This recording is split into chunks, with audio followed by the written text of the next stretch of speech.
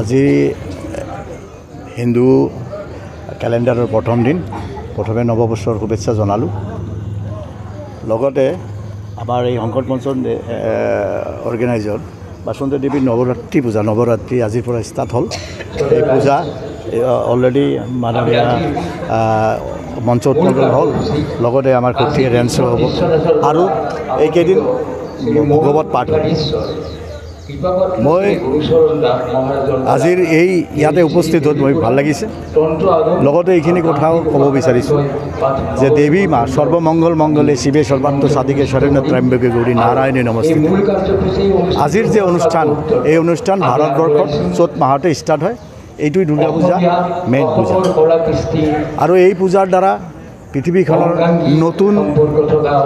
গছ গছনিৰ পৰা জীৱ সব নতুন আপোনাৰ চাব আপোনাৰ ইভেন কি স্কিন পৰ্যন্ত নতুন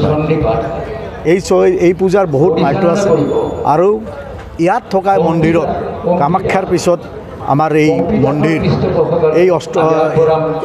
আমাৰ ব্ৰহ্মপুত্ৰৰ পাৰত অহাকালি যিটো স্নানৰ প্ৰগ্ৰাম হ'ব এই গোটেইবিলাক এই মন্দিৰৰ লগত সাঙুৰ খাই আছে সেইকাৰণে অসমৰ ৰাইজ ইয়াত আহি সেৱা অৰ্চনা কৰিব লাগে আৰু ভক্তিৰে ইয়াৰ পৰা যি বিচাৰে যি আশীৰ্বাদ বিচাৰে ময়ো জনাই পাইছোঁ আপোনালোকেও পাব আহক এই মন্দিৰত আহক আৰু এই মন্দিৰত সেৱা অৰ্পণ কৰি নিজৰ কষ্ট